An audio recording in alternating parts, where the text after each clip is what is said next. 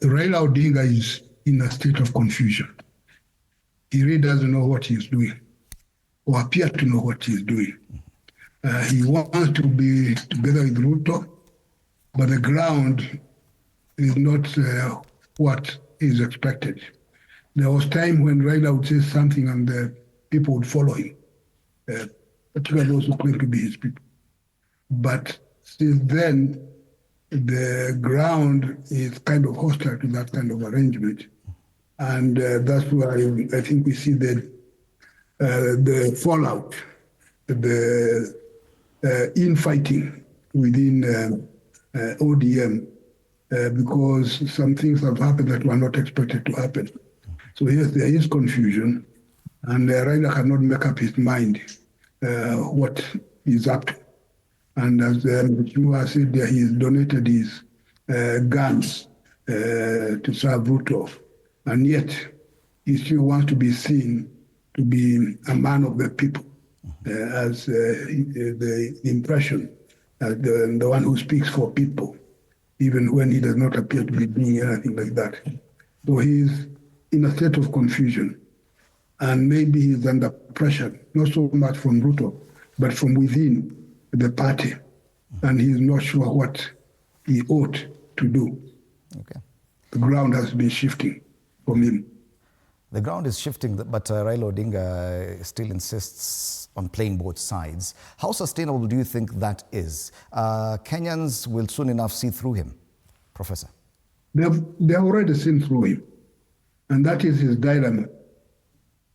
When people are not asking questions, he would have got away with it. But now people have been seeing through him, and they've been raising questions, and gradually make him irrelevant. What is developing is the growth of Raila's irrelevance to the national politics, because he seems to be a chameleon, political chameleon, this side and that side. So he joins the camp of those not to be trusted.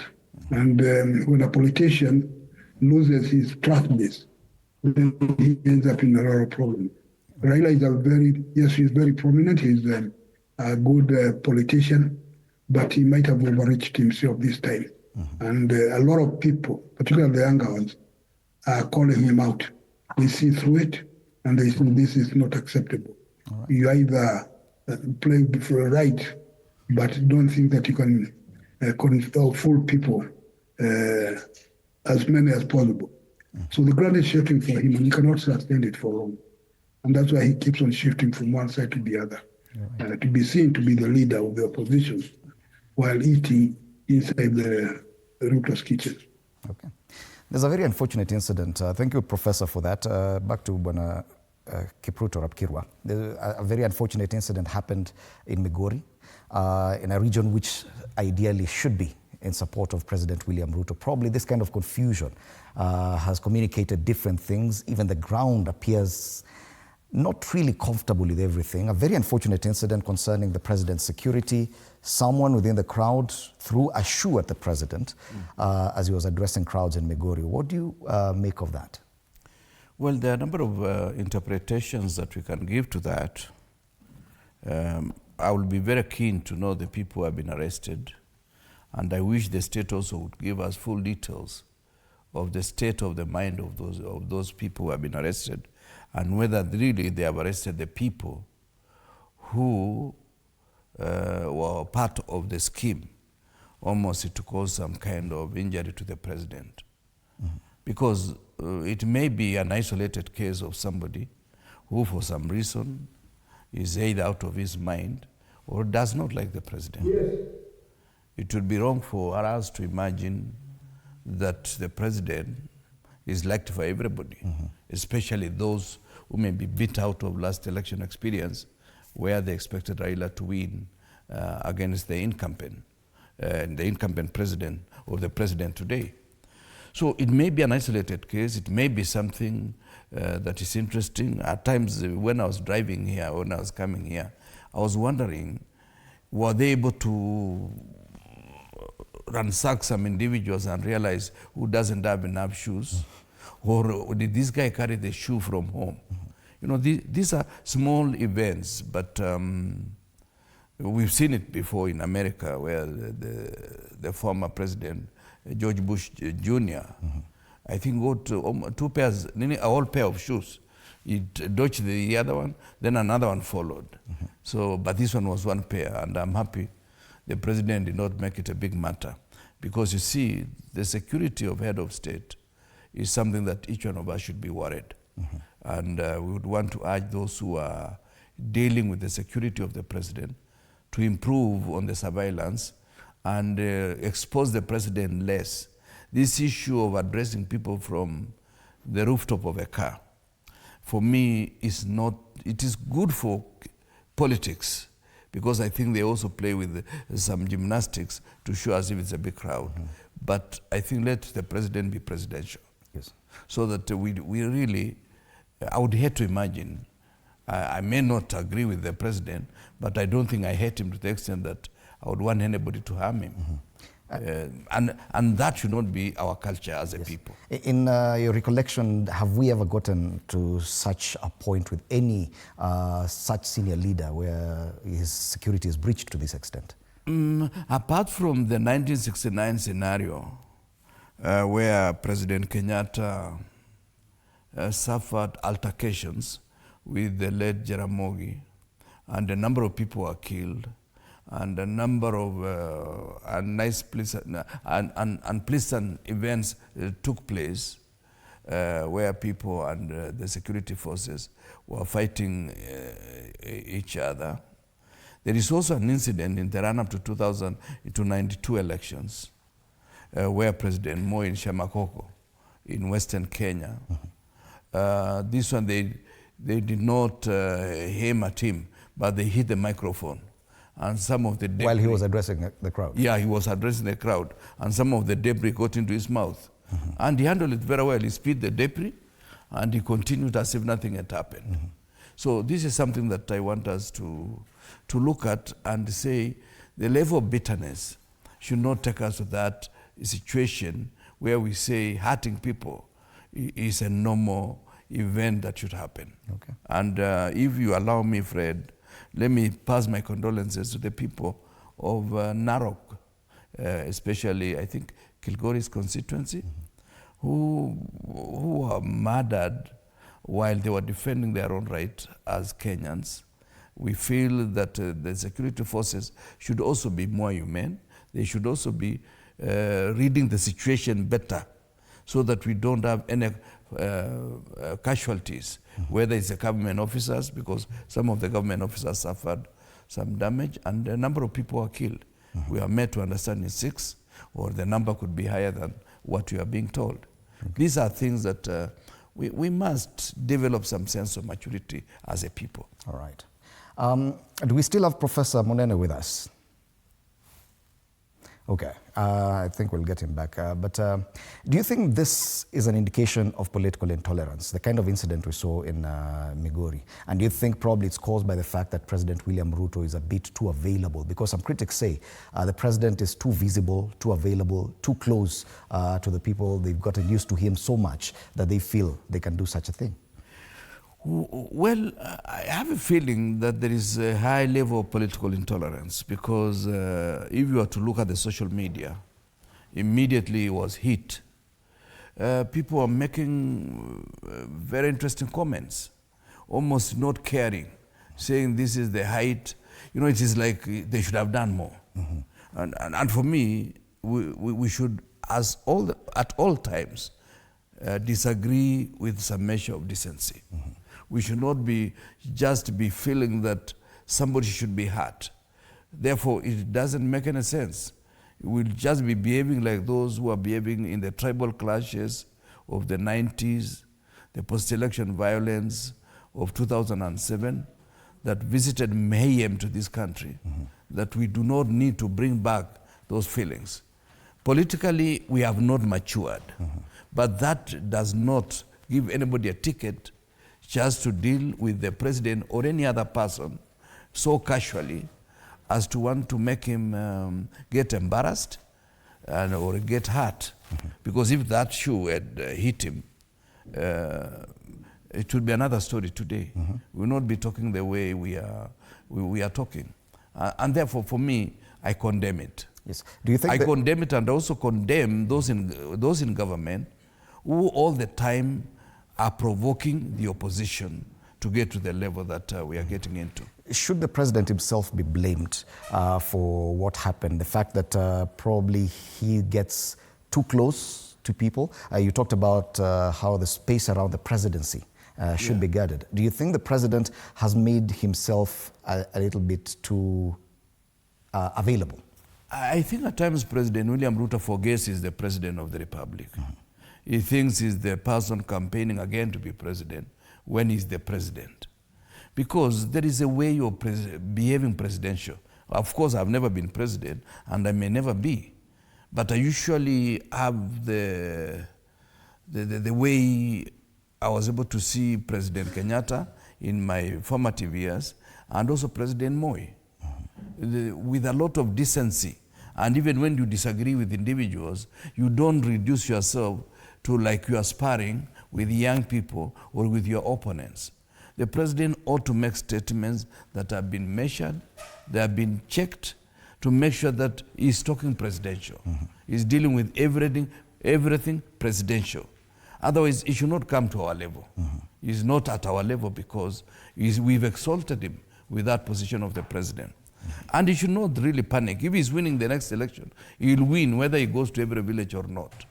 What he should do is to have better running of government and less stealing of government resources. All right. Yes, we continue discussing the issue about President William Ruto's trip to Nyanza. He is there on a 3-day trip, regions around Migori, and this is where he was yesterday and where that incident happened. And we'll be shortly joined by Wakili Ishmael Nyaribo. I'd want to hear his comment on what exactly happened in Migori as well. I don't know if we're due for a break or we continue with this discussion. All right. Yes. So that is exactly what's happening there. The fact that Raila Odinga was not present probably could mean something as well. But the fact that ODM members and very senior members of that party have made the discussion about the president being there an issue about the split opinions. The trip is probably supposed to be a developmental trip, but we are now having to talk about the split in whether or not the broad-based arrangement is okay. Should that be the agenda for the president? Yeah, Fred, you know, I have an expression called political bad manners. We politicians, even when you're going to bury somebody, you spend so much time talking about yourself, and yet it's not your funeral. What we need to do is, if it is development function, let it be so.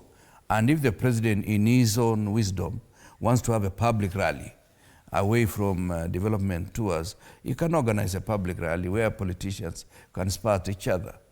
Because I find a senior person like my brother, Dr. Buru Odinga, almost making people look like ODM is their stock. And therefore, if you are not happy with this shop, you can go to the next shop, and because this is our stock. No, this is what I call political bad manners and lack of political hygiene. We must accept the institutions that we have can only be strengthened. You cannot just weaken institutions and you make it look like it's a family affair. You know, and I think Kenyans have been so kind to Raila that he has enjoyed both sides of the equation for the last 30 years. And yet people don't call him watermelon. The name was given to Kalonzo mistakenly, but Kalonzo is stuck in the opposition. For the period he has been in opposition and the period he was in government for at least a sustainable period. So it worries me when we just give wrong names to individuals, while Raila actually has proven that he does not have a spine of any political iota of political democracy. Right, and the Standard has made mention of that when it comes to family. They talk about our turn to eat. They even have photos of some of his very close relatives, family members, including Oburu Odinga, his elder brother there, his sister Wenwa Kinyi, his last-born daughter Winnie Odinga, and his nephew Jaoko Oburu, who's the son of Oburu Odinga. And the kind of benefits they've had simply because Raila Odinga has always managed to get a deal. Do you think this is a fair assessment by the Standard, especially when they say it is our turn to eat and take a family angle to it? Well, at times we politicians, our children are condemned by the fact that we sired them. But at times, some of the things that they are doing, it is overboard. Even Oburu at 80 to still continue being senator, we should give Kenyans a break. We should allow younger Kenyans to take over. If I'm feeling old at 68, at 80, what business is he still doing in the Senate? Yeah, right. And he wants to be a chairman of a committee. And he wants to be to the tour to China with the president, as if it's the youth from Nyanza. Right. Wakili Ishmael Jaribu, karibu sana. You found us deep in the discussion about the president's trip to Migori. Of course, I don't think age is an issue. Before you ask me my question, in terms of, I think we should jelly between 90-year-old and the 10-year-old. But I fully understand what Mheshimiwa is alluding to in terms of we have so much youth energy, and you can see now they're even misdirecting the energy into throwing shoes in presidential meetings. You know, there are so many young people and so many professionals. And I think what he's saying, which I think is extremely important, is that we should come to the stage and leave the stage, at least to do our contribution and leave, not suffocate and you know, sort of suppress the youthful energy that is also supposed to be used here, in terms of age. Yes. But everything else, I do agree. I mean, I don't understand why the people of Nyanza are actually lying to William Ruto, especially the Luo Nyanza. When you look at what happened in Migori, prior to that, you saw how the Homa Bay County governor was lamenting about the assassination of the MP, and then Raila Odinga was absent. I mean, I don't understand why the people of Luo Nyanza actually are sort of wanapanga president. I don't understand why. This is the first time they are doing it. I can understand that they want to be in government and they also want to be part of the national cake, as has been said by Oburu Odinga every other time he holds a mic. That, I think, nobody can resist. You can see Makau Mutua has also gone into, I mean, earning salary and enjoying a piece of the nation's cake. It's not some gift from the sitting president. It's your right. It's your right to work. It's your right to be employed. But in terms of we support you for 2027 and we support you, you know, politically. You see, you and me have a duty to actually support the president. That's a fact. You and me have a duty to support the president, maintain our sovereignty, the color of the country, and we move forward our economy. We all have that duty. Okay. But going to the extent of saying it's only you, we want you, and then at the same time you realize the president is actually using very strong words against the same people who are supporting him. Such words like tutawahamisha. You know, so why is this part of our country lying to the president that we are with you, and then you find those kind of skirmishes? Is it an indication of President William Ruto's precarious position, if at all we call it that, in the broad-based arrangement, that he goes to Luo Nyanza, the kind of treatment received, and the shoe throwing, the statements being given by the politicians there, them turning development tour into one to discuss ODM issues? Yeah, okay, partly, but I look at it this way. When a community decides to stand with you as a community, it means they have made that decision. And once they have made that decision, you also using your intelligence to know whether it is true, they have made that decision fully. So it is not necessarily an indicator of precarious situation of the president as in a whole nation, but I am focusing on the Luo Nyanza treatment of his Migori tour, for example, and the way Gladys Wanga was lamenting. So yes, if, look at, I'm sorry, I'm not digressing, but look at the Kisi, for example, the way they stood with the Kenyatta family. original Kenyatta family. Then they came in, they were not very cozy with Moi, but, then they came to Uhuru and the way they stood together with him. So they don't change. And if that president comes to that region, he's received with tremendous appreciation and passion. So why now, when you say that we have given you room in government, you come from Luo Nyanza, how do they treat the president that way? Mm-hmm. I mean, that is unacceptable. And like I found Mheshimiwa was talking, I think there are some things that are basic. You don't throw objects to the head of state. Whether he is in the most intimidating region, you don't go that extent, because then it means something else. Even for our global view, the way people look at us, you don't throw objects to the head of state. That's one. But at the same time, Fred, I wish we can understand that Kenya is one of the most trained countries in terms of intelligence. In fact, I can easily tell you that some people in the circle of the president who are in charge of intelligence either knew or should have known that there is likely to be something wrong untoward from that side. And they must protect the president. We cannot be... You saw what happened in the US. Of course, accidents can happen all over, but intelligence around the president is tamper-proof. Even Trump was then not a president. I mean, you can imagine if it was the actual, sitting president. You don't do that. Of course, that happened in Iraq one time when people threw shoes also to George Bush. But again, you can see that it's in a room, it is journalists, so we can pick out quickly it is journalist so-and-so who has thrown the shoes. So, but in such public gatherings, I think also the head of state, and we said this before, he should not be charging the crowd towards campaigns this early. Do you think it does too much, is too available? Because I've seen some criticism on social media that the president is everywhere. He's meeting people every day. People are now too used to him. But we've said this, and he has been criticized for engaging on vehicle, rooftops and going all over, which could be okay if there was a specific, either church attendance or development activity. But the urge to go into the rooftop of a car every other time to greet every Tom, Dick, and Harry is actually discrediting the presidency. Mm-hmm. And we never saw this in the past. It is something developing, and it's coming in more like an exchange with youth, an exchange with people, telling them off, and bringing out what is not exactly a presidential in terms of a decorum. Right. The front page of the Standard, the big headline this morning is Ruto shoe down. That's a big headline there. It is a story covered also on most other dailies, and I've seen it, I think, on the front page of the People Daily as well.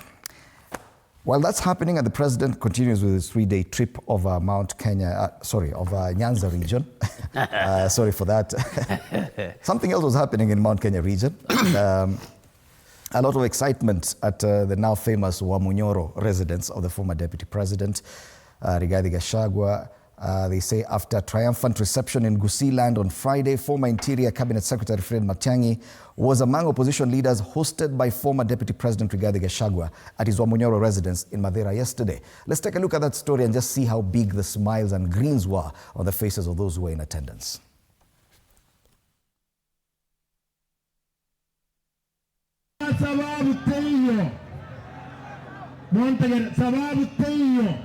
Otari wake kura kuonganyeta chibesa chichensa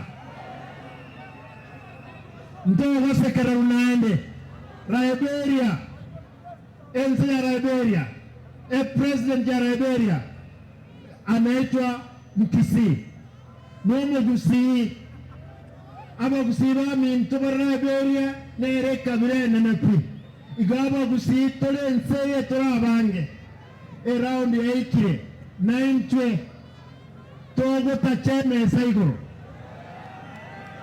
Toiwanane Bunganchere Bono our MCA Nimating our MCA Molega. I do apologize for that. I think we're just showing you pictures from Kisii. There was a mammoth crowd where the former CS Fred Matiang'i went for his homecoming. and a visit of his hometown of Kisii. But yesterday, the leaders, including Fred Matiang'i, were in Wamoro in Mathera, Nyeri County, at the residence of the former deputy president. Let's just have a sneak peek of what happened there, some of what people said, then we can discuss that.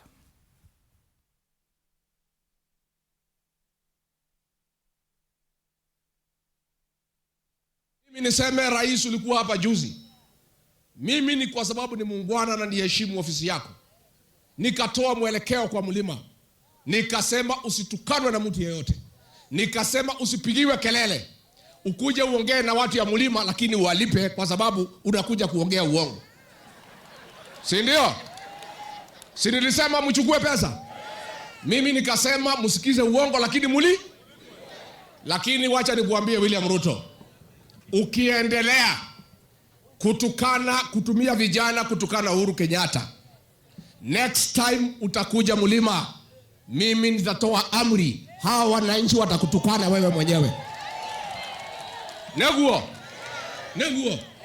Lazima sasa kuanzia leo nikinge na kumlinda ndugu yangu Uhuru Kenyatta. Wewe William Ruto ulikuja hapa ukatudanganya na Biblia. Ukatuambia Uhuru Kenyatta ni mulevi, tukakuamini. Ukatuambia Uhuru Kenyatta ni mzembe, ukayangaisha serikali yake, ukatudanganya sisi sote mpaka watu ya kanisa. Tukamkemea Uhuru Kenyatta ndugu yetu, kiongozi wetu, tukamwaibisha, tukafanyia Uhuru Kenyatta madhambi yoyote. Tukakuja kujua wewe ulikuwa ni mbwa mwitu umevaa ngozi ya kondoo. Finally, mimi nasema namna hii. Mimi nasema vita yetu hapa ya Maumau, vita yetu ya Maumau ambaye tulipigana kwa hii msitu, wazazi wangu walikuwa pale, haikuchukua muda kwa sababu mzungu alikuwa mkali. Hiyo vita kama ni mzungu ingemaliza mwaka moja. Vita yetu ilichukua muda kwa sababu ya Home Guards na Tokonia na Komerela. Na mimi niambie wale wote walisaliti jamii yetu, wale viongozi wote wanavuata Ruto, wanasaliti jamii ya Mlima Kenya. Tukituma Ruto nyumbani mtatangulia. This is very important to me. Wananchi, when there is a problem in a country like we have now, challenges of various kinds, you will be tempted very easily. Kwanza sasa, you know, with the frustrations we have, disappointments, unfulfilled promises, hata viongozi wengine wanaweza kuanza sasa kutukawanya sisi wenyewe, tuanze kupigana. Hiyo maneno mnasikia tunaambiwa 841 versus I don't know what.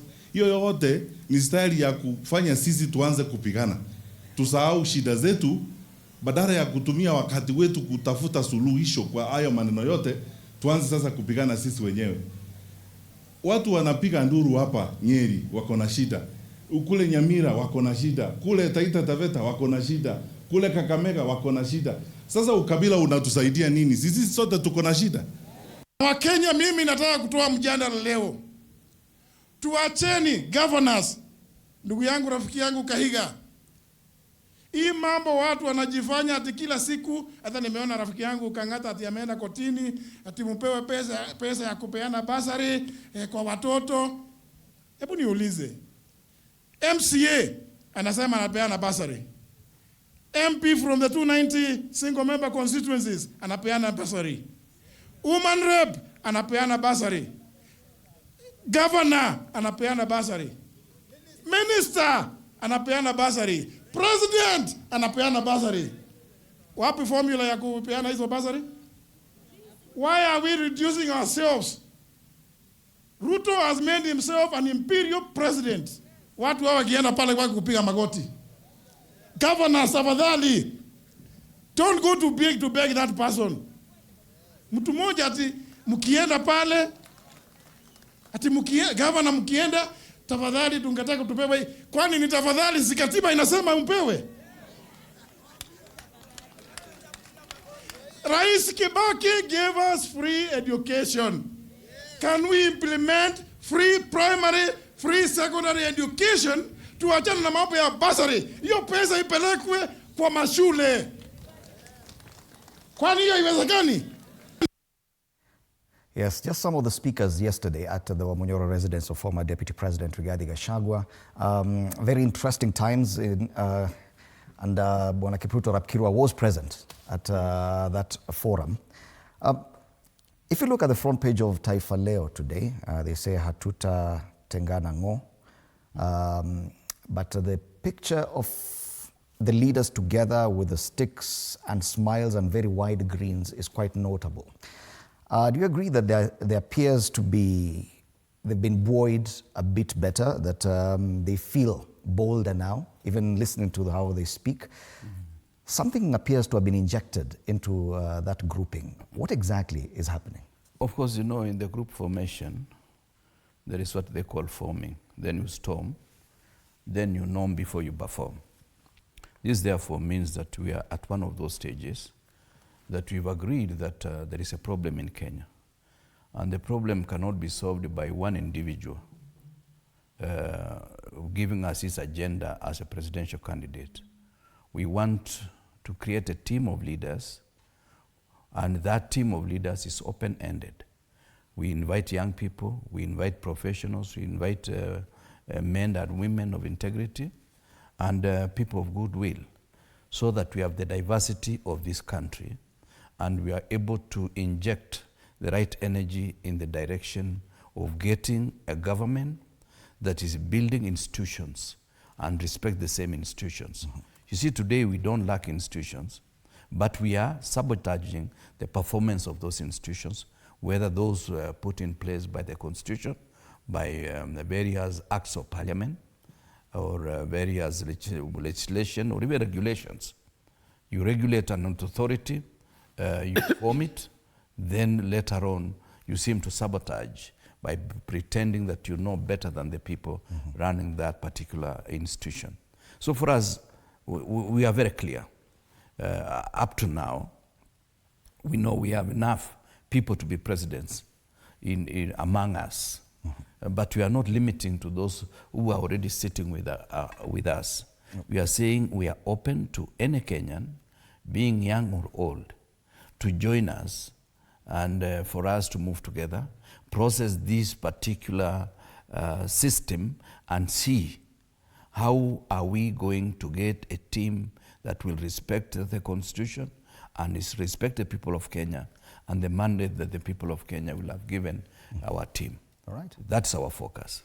Let's bring Professor Macharia Munene back. He's back with us now. Professor Munene, watching what was happening in Madeira yesterday, you must agree that there seems to be some warmth or some re-energizing, that the smiles were much bigger, people seemed excited. There appears to be an X factor into this attempt to form a formidable opposition. Do you see, or can you pinpoint what that X factor is? Hope. What we saw in Madeira or Wamoro is an expression of hope of various leaders and people who aspire to remove William Ruto from office and are coming together to strategize on how to actualize that hope. So all the smiles, for a short time they downplay their differences because each of them would appear to have established their credentials as formidable forces or having a strong following that cannot be ignored. And when you look at many of those people, they all claim to have a following which cannot be ignored. So the bringing together of various stakeholders would be presidents, if not all of them, but most of them, many of them believing that William Ruto is very vulnerable and he is beatable at present. So they come and show that sign of solidarity, although each of them is hoping that he or she will be the one that the others will agree to. At present, it's too early for them to think so and so, although there has been some presumption of whom that might be. One thing that is becoming very clear is that the Wamoro man is gaining a lot of following or trust, such that his village home is the place where people meet, and the name Wamoro has become synonymous with something national, political. So the meeting there, it does not mean that the Wamoro man will be the one to lead the onslaught on Ruto, but it's going to be a major force in the whole discussion. He has already declared himself to be a candidate, to have the others declare themselves to the candidate. Okay. So by downplaying their candidates at present, hoping that they can persuade each other that if you are not the one, you support me, and each one of them is playing that game. But at present, they are putting a lot of pressure on William Ruto, and therefore making him appear to be a one-term president and to be to have lost power, because he has lost trust, and they want to exploit that vulnerability and continue doing it so that Ruto does appear to be on the way out to be a loser. It can be to your earlier discussion about the president running around on top of cars, campaigning mood. The reason he's doing that, whether he's running around the mountain, the lakes, or the valleys, or the coast, campaigning, because he's been campaigning, is because the impeachment saga backfired on him. And because it backfired on him and seemed to elevate the former deputy president to a position of likability in the country, that made him, he had to come out and campaign back to the 2022. And that's what's been going on. And in return, Gachagua has been moving on and making himself very attractive to the public that seemingly is tired and disappointed in the president. So he looks as if he's now that alternative voice that can be effective in pointing out the weaknesses of the president. So the Gachagua may be responsible for the campaign mood that we have now, in part because he was impeached, some people say wrongly, and the matter is in court, and it seems as if he's attracting a lot of attention to a public that also feels wronged through various policies. Okay. So the solidarity at Wamoro is good for creating unity, as each of the candidates strategizes on how to convince the others to say he or she is the one. All right. What about the Matiang'i factor? There seems to be a lot of excitement. Are we overplaying this, especially coming only days after his huge rousing welcome in Kisii with those crowds that probably have not been seen before? His inclusion in this attempt to form a formidable opposition. What do you think about it? Well, it's natural, it's expected. Matiang'i has been missing in action for quite a lot of time.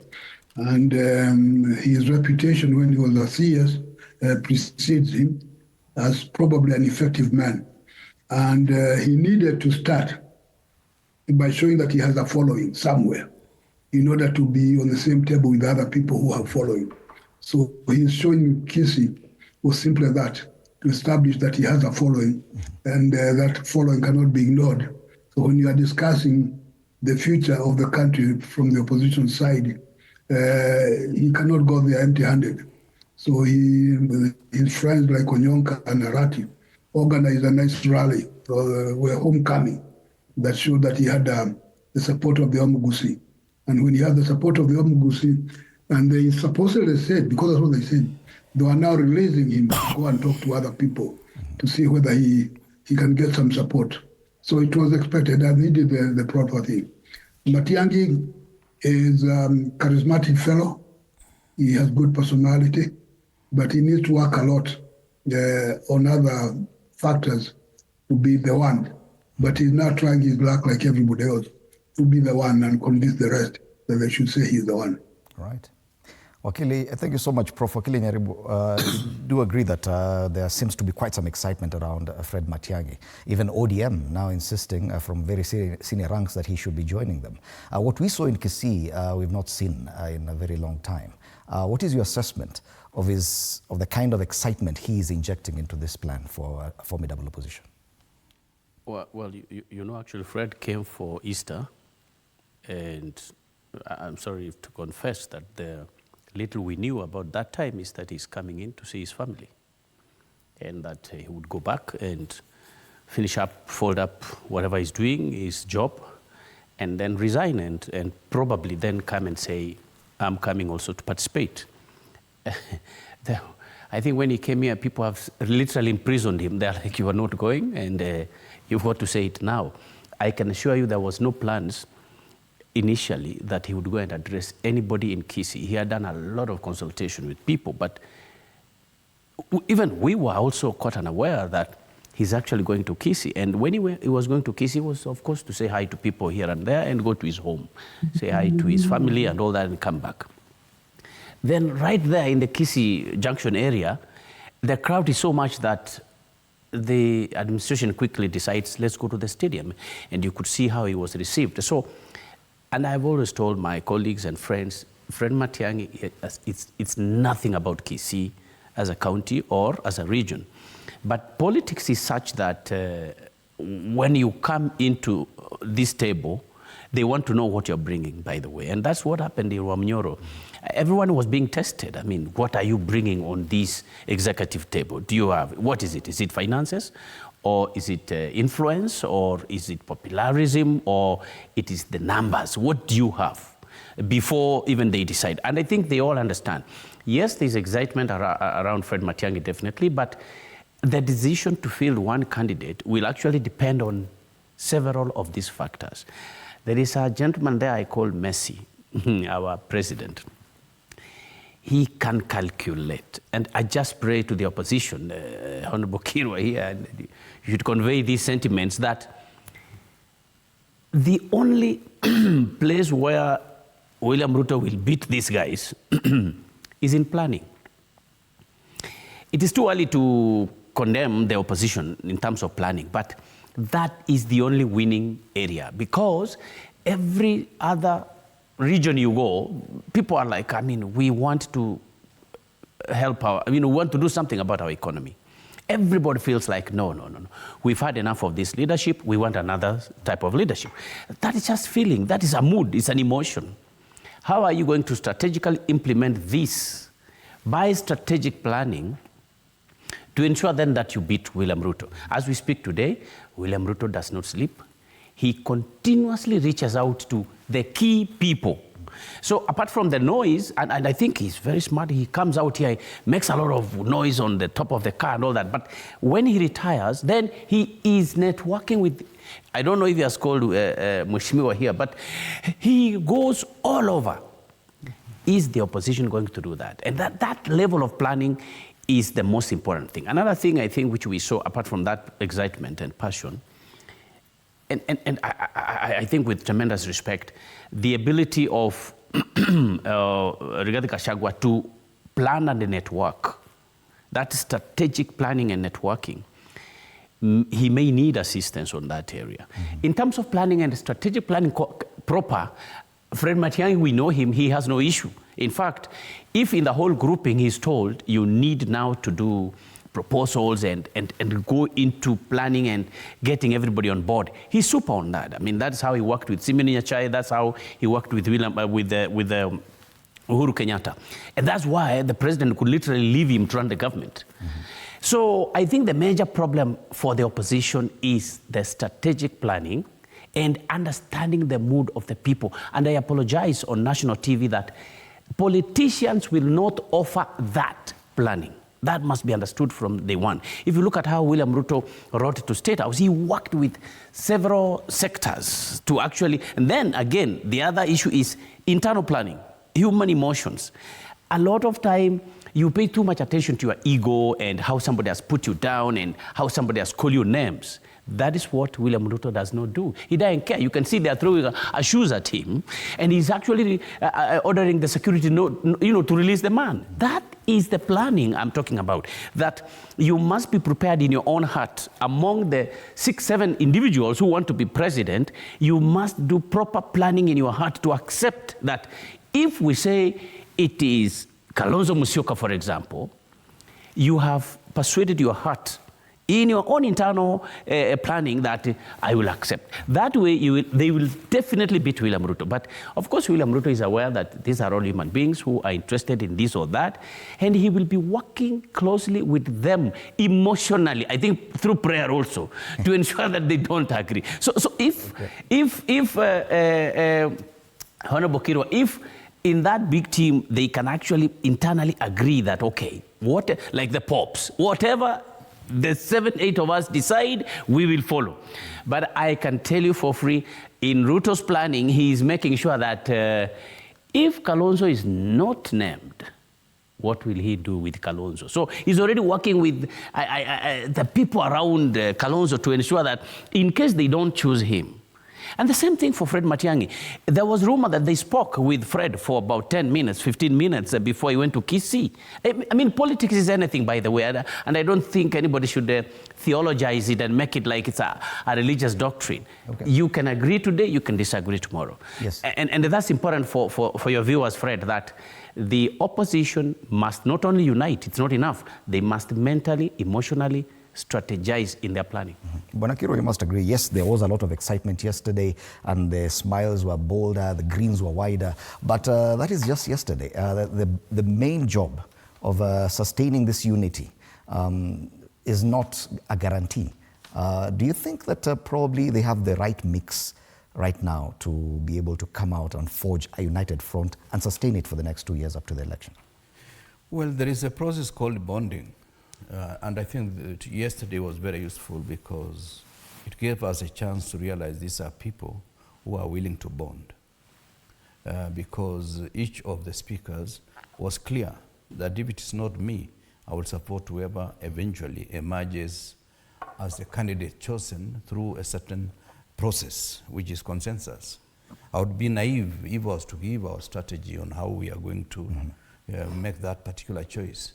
But it is important for people to understand that there are two constituencies in Kenya today.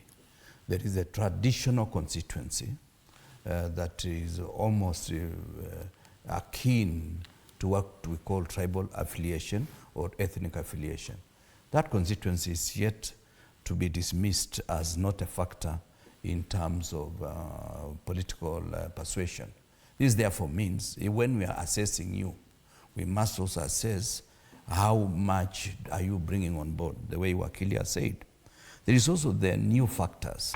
People who are almost apathetic to any political process and they seem to be getting rejuvenated. There is also the GNC factor. Those are two sub-constituencies within the alternative constituency.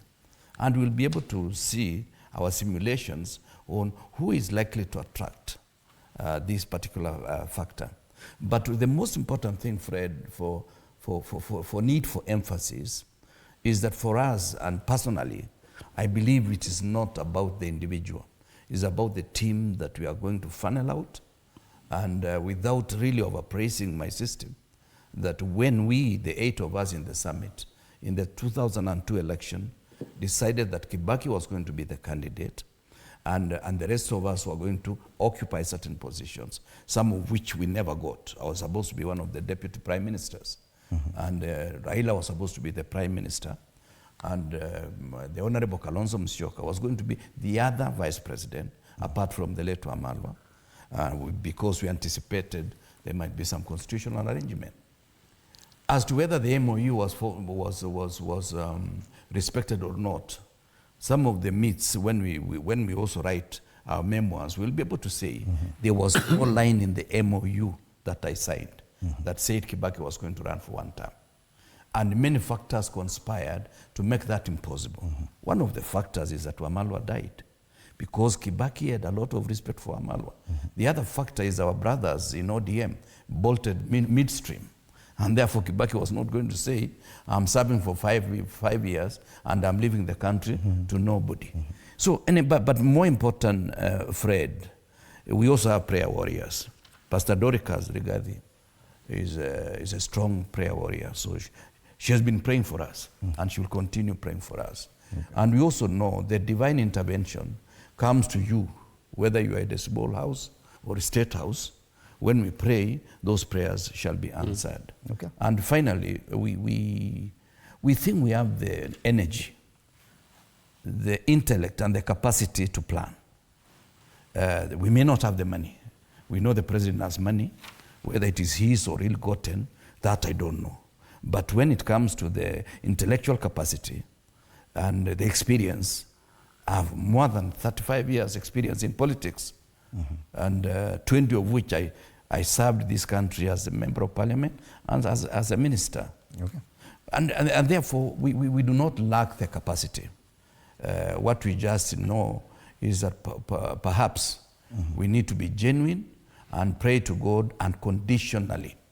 If William Ruto is likely to be our president again, so be it. Right. But we are praying that whoever we get as our president shall respect teamwork, shall respect institutions, shall abstain from making decisions that are at variance with the normal thinking of the ordinary Kenyan, and is not going to engage on things that may be in excess of the judicial process. Right. Fred, you know, having allow me to give Professor Monene one opportunity before we let him go. Professor Monene, looking at these two different groupings, because we've discussed the president and what he's doing in Nyanza and a lot of the politics around ODM and whether or not they will still sustain the broad-based arrangement till election day, and what you see in this other side, the two groupings are very clear, but there's the Gen Z demographic that probably will determine the election in 2027. Do you feel that there's energy around attracting? Does any of these two groupings look better poised to handle this Gen Z and welcome them on board? Professor? Professor, can you hear me? Okay. The Gen Zs would appear to be more inclined towards those who are in the opposition. They rose up against the governance of William Ruto, and they have not changed that. Although there are few supposed Gen Z leaders who have jumped camp, and they're on the other side. There are few of them, but most of them, the thrust of it was complaining about some of the policies that President Ruto has imposed on the country. So they are more in tune with the political critics.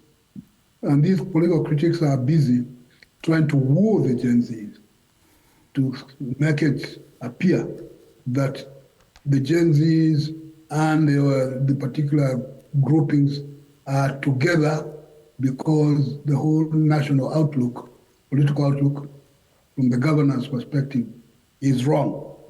And they expect to right what has been wrong. So yes, the Gen Zs are more in opposition than with the government side.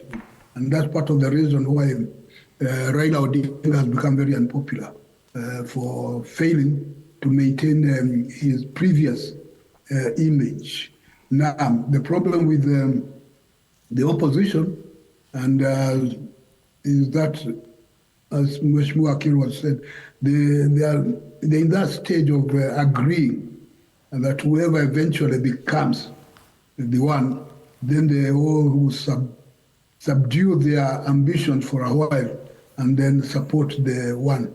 The process of agreeing on the one is a real big challenge for them, and they are not very sure. Like the point being raised by Waziri Kirwa, that they do have good minds. The question is whether they can put those good minds to good use. Sometimes leaders have a weakness, not just in the government side, but also in this other side. The leaders assume they know everything, they're in everything, and therefore they don't listen too well to the advice of people who can help them. They don't. And as a result, they end up messing up, and they wonder what went wrong. So the planning in the opposition, they have a chance to really do a good job. We are yet to see it in what has been going on. But they have time, at least a year, to get the act together. And as was pointed out, William Ruto is also a very good schemer, and he's scheming as they are scheming. Yeah. One of the things going for President Ruto right now is the belief in the opposition that Ruto is finished. And therefore, the question would be who will take his place. If he is finished, then it's a question of somebody else taking over. And the opposition has a problem figuring out who it is. There is also this argument that has been brought up, a very good argument, interesting, that the elections will be held next year, as supposedly per constitution in August of 2026. When you read and listen to the argument, it's very compelling, but that will be a matter, I think, for the court to decide whether they agree with Otieno's argument about the fear starting on the day after the election of that. If it happens, then they should all be preparing for a possible election in 2026 rather than 2027. And this is something to think about. And I think also Ruto is also taking that into account, also prepare for that eventuality if it comes that way. So the Gen Zs are more with the opposition than with the president at present, but that can change. Thank you so much, Professor. Professor Macharia Munene is a professor of history and international relations at USIU. Thank you so much for your time with us this morning, Professor. Back in studio, Wakili, you wanted to say something. My pleasure. Thank you. You know, in this issue of planning, and we won't go there to over-discuss it, but why are people keen about doing away with the current leadership? That's a germane issue, is why? I mean, even when we had Uhuru in presidency, there was a section that were completely for him, and there was a section, then largely Nyanza, and a few regions that were totally opposed.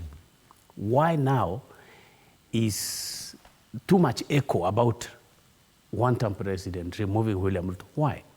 This answers then why Gen Z are very keen. And Gen Z, by the way, are largely apolitical. They really do not care about UDA, ODM, UPA, Jubilee. They don't care about that. They are worried about the candidate. Who is he?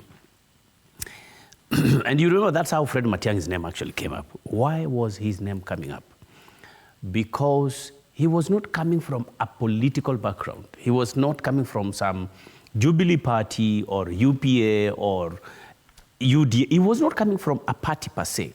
He was coming from delivery of service. They see him as a person who, if he says something, he will go around it in whichever way to ensure that it has been delivered.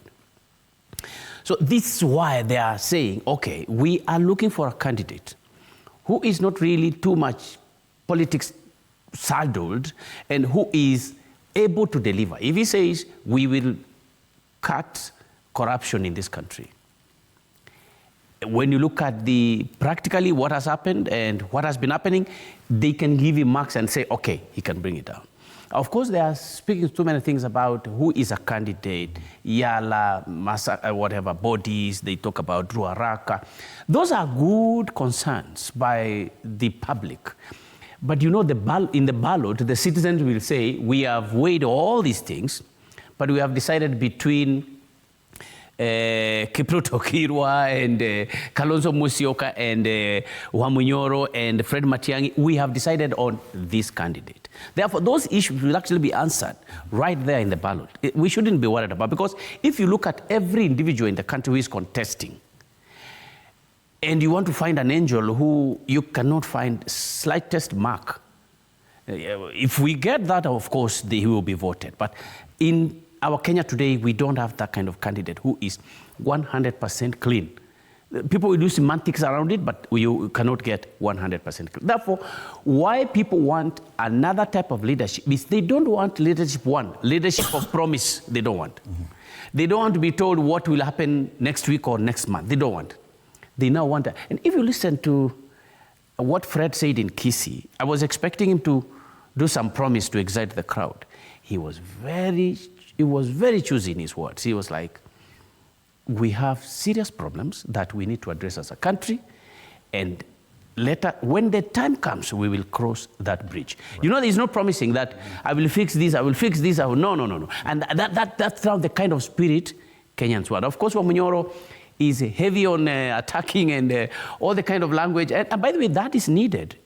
Where the leadership, the current leadership is heavy-handed, you need the response from the likes of Rigathi Gachagua. But I think, again, we pray for them so that they are able to not only settle on one candidate, but strategically and emotionally to prepare and plan so that whoever is nominated among them can carry the mantle for the opposition. Okay. I want us to move from that and consider one more thing, a discussion that appears to be gaining ground, and that has to do with NG-CDF. I've heard even yesterday it became a topic of discussion when JD Tourist stood. Raila Odinga has also spoken about it. We have a story here on MPs defending NG-CDF. Let's have that story so that we can come and do our final comments as we talk about that.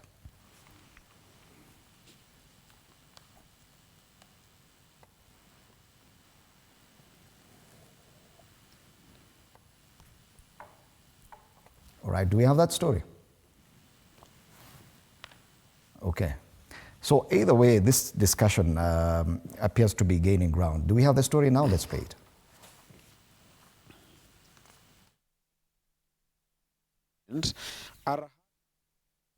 For the fund which was established in 2003 and was given a new chapter in 2015 under the Act of the National Assembly.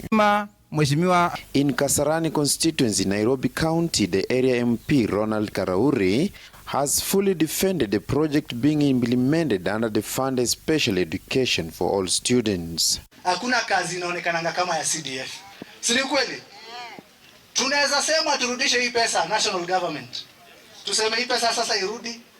Tuone vile itasaidia watoto wetu kusoma. Hiyo itakuwa mara ya mwisho ya kuona hiyo pesa. In Wajiri West constituency, the area MP Yusuf Farah has highlighted the importance of the fund especially for the needy students. All of us here, nobody has not benefited from CDF in one way or another. We couldn't have achieved all these classrooms without CDF. In Trans Nzoia County, Saboti Member of Parliament Caleb Amisi has also reiterated the importance of the fund towards education and other development projects like roads in the country. Nataka kuuliza hapa public participation. CDF hii ambayo imejenga hii madarasa, ile ambayo inawapea basari, iendelee ama ifutiliwe mbali? Nauliza kera ambayo inafanya maintenance za barabara, iende kwa Rais Ruto ama ibaki kwa MP? Iende kwa Ruto ama ibaki kwa MP? Sasa watu wa magazeti muandike kwamba you don't need public participation on Monday. Saboti has decided CDF iendelee. Isaac Famba, TV 47. Viongozi tunachagua. With Kenyans expected to come out for public participation on whether CDF. Yes, definitely debate is rife about the NG-CDF. No one doubts the fact that that fund has done a lot of good things. It is on who should manage it according to our constitution.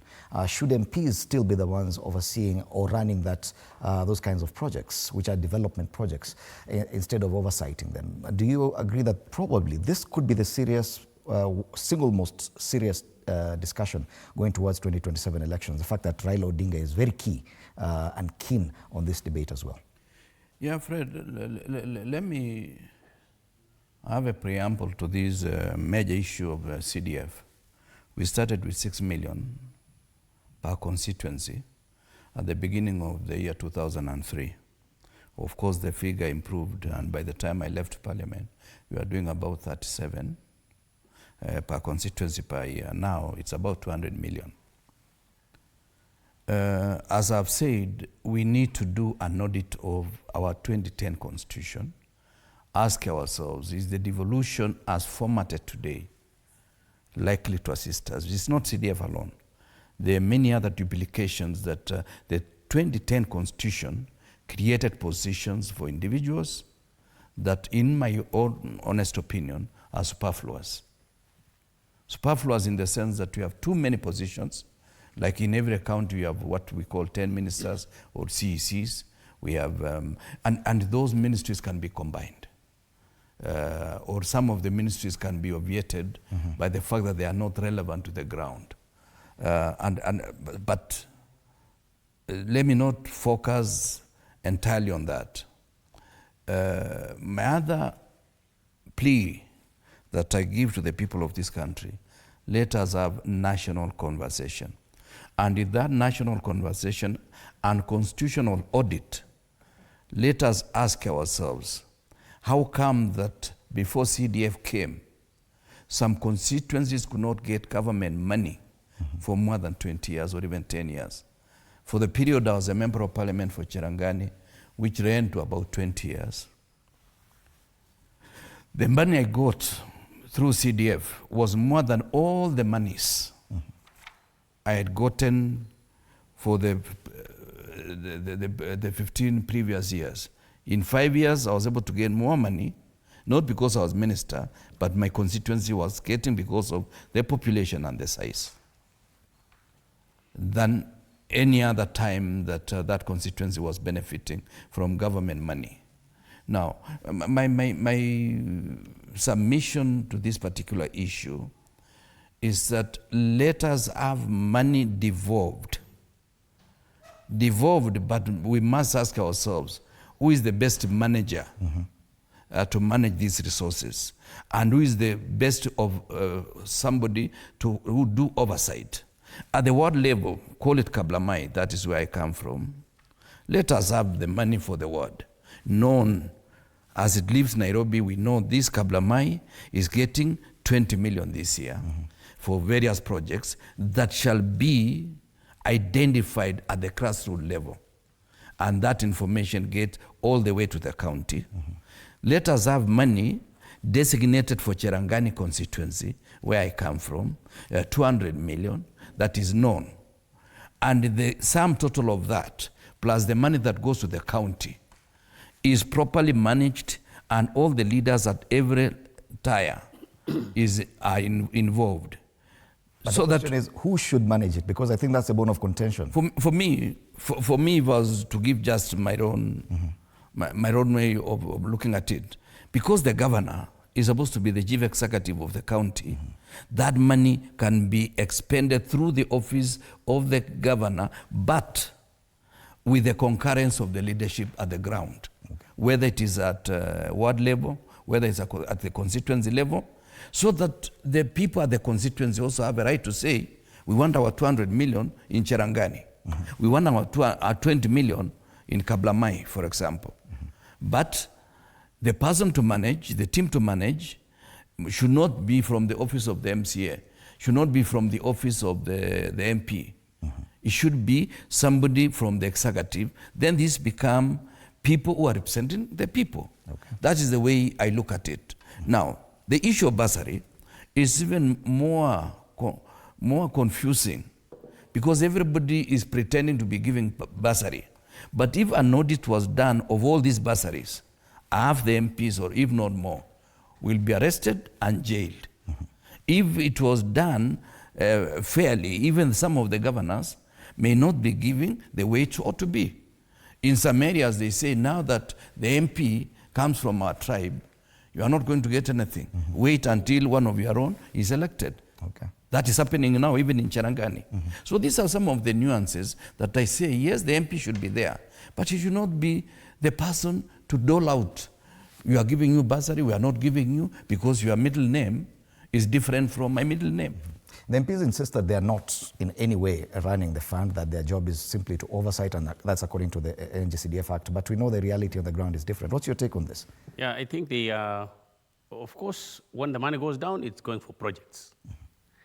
And it is the members of parliament who bring up proposals on which projects to implement at the constitutions level. So that's how they interfere, actually. But the NG-CDF is actually managed from here in Nairobi. I mean, there's a whole act of parliament. But the Supreme Court also in 2023 gave an opinion that these funds should not be managed by members of parliament.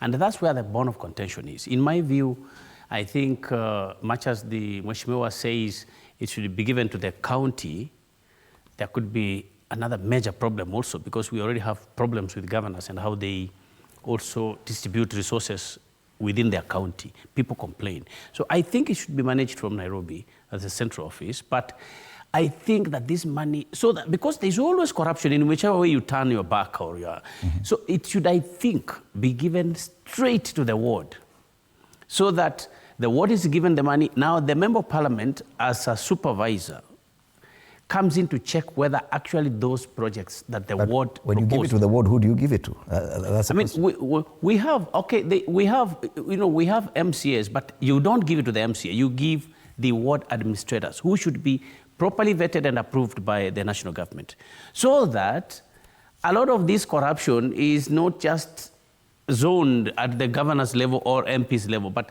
at least every ward can manage their own corruption, quote unquote, in the way they want it to help them. Because now, when by the way, as he says, when members of parliament manage this and they don't, you didn't probably vote for them, a huge population is actually, you know, excluded from development money, which is national money, and that is managed under the national, you know, the finance, public management, Public Finance Management Act. So if it went straight to the grassroots, yes, there will be pilferage, but you see there will be pilferage in this ward and in the other ward and, you know, every other ward. But now when it's retained at the constituency MP level, I think that a lot of people who did not vote for the MP actually suffer. So it should go to the wards and managed by the ward administrators, not necessarily the MC. Parting shot. Starting. Yeah, for me, I think that Kenya should come together as a whole, not just to remove William Ruto, but they should come together to improve the economic conditions of our country. And our bigger picture should be, how can we improve our economies, our health systems? How can we come together as a nation to speak one language? Okay, thank you so much, Wakili. Kiru, parting shot as well. Well, I think the main problem that is bedeviling the current regime, and that's why it's likely to lose the next election, is the lack of trust. The president himself has won that trust. Won it, not that not winning, he is sort of depreciated it by making so many statements that are not true, are not factual, and at times outright lies. That is my worry, and if he was to reduce much of that, he may get slightly more votes than he's destined to get today. All right, thank you so much, Kipruto Rapkirwa, who served as Agriculture Minister in the Kibaki administration. Also thank you, Ishmael Nyaribo, Advocate of the High Court. And also once again, I'd like to thank Professor Macharia Munene, who was part of this show this morning. He's a History and International Relations Professor at the USIU. Yes, the big discussion about what is happening in Migori, with the President continuing with his 3-day tour of the Nyanza region, what happened yesterday at the Wamoro residence of the former Deputy President, as well as the ongoing debate about the national CDF kitty. Yes, those are the big discussions today if you look at the dailies, and they will continue that way. After the break, Monday Blitz, a lot of the weekend sports going forward, as well as the AFCON Under-20 tournament that still goes on in Egypt. Shutterboy will be here for that discussion and a lot more. My name is Fred Ndimuli. Good morning.